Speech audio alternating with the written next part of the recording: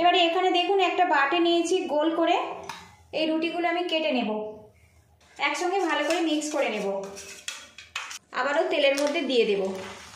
3 piece নাস্তা দেখুন একইভাবে আমি প্যানের মধ্যে দিয়েছি। নমস্কার বন্ধুরা, আমি অনিন্দিতা, আপনাদের সকলকে স্বাগত জানাচ্ছি। আজকের একদম নতুন পদ্ধতিতে ডিম পাউরুটির রেসিপি আপনাদের সাথে শেয়ার করব, যেটা খেতে পিৎজা বার্গারের স্বাদকেও হার মানায়। এখানে দেখুন 6 পিস পরিমাণে আমি স্লাইস রুটি নিয়েছি আর নিয়েছি 2টো ডিম। এখানে একটা প্যান গরম করে নিয়েছি, এর মধ্যে 1 চামচ পরিমাণে সাদা তেল দিয়ে দিলাম। তেলটা ভালো করে গরম করে নিয়েছি, এর মধ্যে দিয়ে দেব পেঁয়াজ কুচি। পেঁয়াজটা কিছুক্ষণ নাড়াচাড়া করে ভাজা ভাজা করে নেব।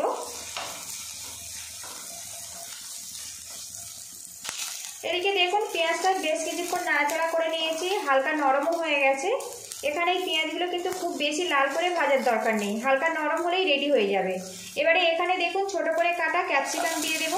আর বন্ধুরা, এখানে আমি যে কটা পাউরুটি নিয়েছি তার মতো করে কিন্তু সবজিগুলো নিয়েছি, আপনারা কম বেশি করে নিতে পারেন। কিছুক্ষণ নাড়াচাড়া করে ক্যাপসিকামটা নরম করে নেব।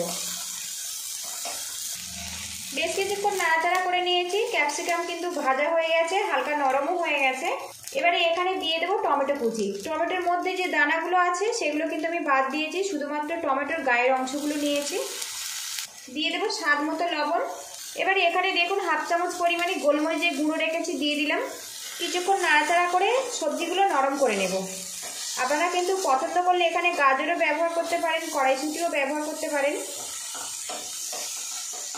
এর মধ্যে লবণ দিয়েছি, খুব সহজে কিন্তু টমেটোগুলো নরম হয়ে যাবে।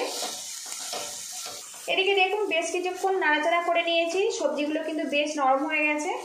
সামান্য পরিমাণে হলুদের গুঁড়ো ব্যবহার করছি, ভালো করে মিক্স করে নেব। আর একটু এইভাবে ম্যাশ করে নেব, খুব বেশি কিন্তু ম্যাশ করা যাবে না, হালকা করে একটু ম্যাশ করে নেব যাতে একটু মাখা মাখা মতো রেডি হয়।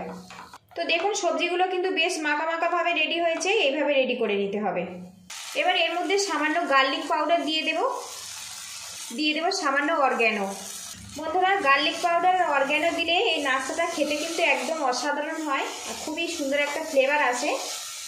দেখুন ভালো করে মিক্স করে নিয়েছি। সবশেষে এর মধ্যে দিয়ে দেব পিৎজা সস 1 চামচ পরিমাণে। পিৎজা সস যদি না থাকে তো টমেটো সসও ব্যবহার করতে পারেন। সসটা দিয়েছি, ভালো করে মিক্স করে নেব। তো বন্ধুরা দেখুন সবজির মিশ্রণটা কিন্তু আমার রেডি হয়ে গেছে, এটা নামিয়ে ঠান্ডা করে নেব। এদিকে যে রুটিগুলো আমি নিয়েছি দেখুন একটা থালাতে নিয়েছি। এবারে এখানে দেখুন একটা বাটি নিয়েছি গোল করে, এই রুটিগুলো আমি কেটে নেব।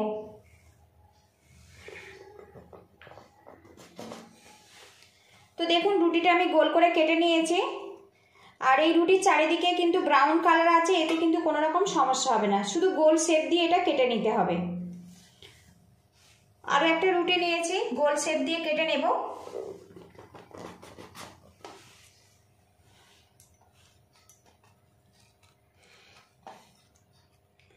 এইভাবে 6টা রুটি আমি কেটে নেব। আর এখানে দেখুন যে এক্সট্রা পার্ট আছে এগুলো আমি ব্রেড ক্রাম্ব বানাবো। এদিকে দেখুন এই মিশ্রণটা কিন্তু ঠান্ডা হয়ে গেছে। এবারে এখান থেকে একটা রুটি নিয়েছি, এখান থেকে কিছুটা মিশ্রণ আমি এই রুটির ওপরে দিয়ে দেব। দিয়ে এইভাবে আমি সেট করে দেব সমান করে।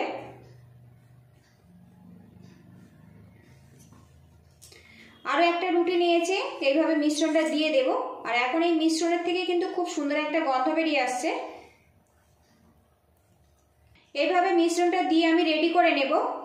আবারও প্যানটা গরম করে নিয়েছি, এর মধ্যে 2 টেবিল স্পুন সাদা তেল দিয়ে গরম হতে দেব। এখানে একটা পাত্র নিয়েছি, এর মধ্যে 2টো ডিম ফাটিয়ে দিয়ে দেব।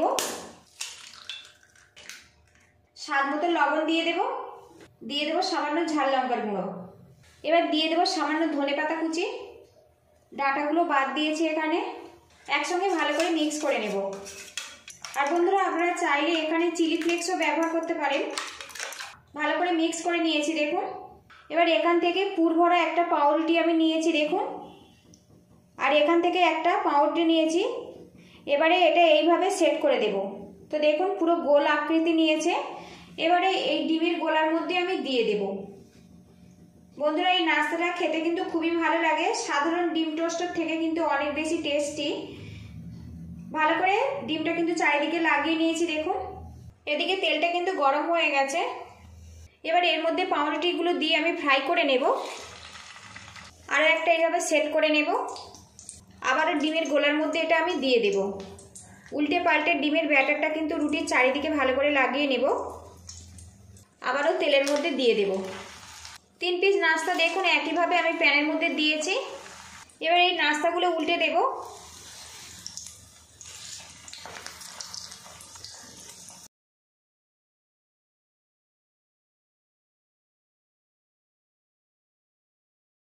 তিন পিস নাস্তা আমি উল্টে দিয়েছি, আরও কিছুক্ষণ ফ্রাই করে নেব।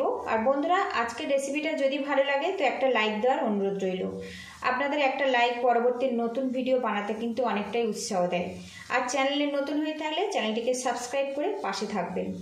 ফেসবুক থেকে দেখলে পেজটা ফলো করার অনুরোধ রইল।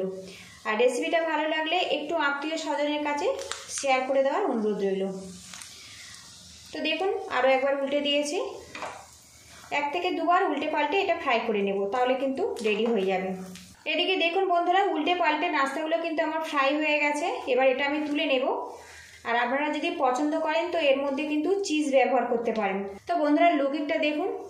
একঘেয়েমি ডিম টোস্ট না খেয়ে মাঝে মধ্যে কিন্তু এইভাবে ট্রাই করতে পারেন। আশা রাখছি ভালো লাগবে। পুরো ভিডিওটির সঙ্গে থাকার জন্য অসংখ্য ধন্যবাদ। ভালো থাকবেন, সুস্থ থাকবেন। দেখা হবে নেক্সট ভিডিওতে। তো সবগুলো তুলে আমি এইভাবে পরিবেশনের জন্য রেডি করে নেব।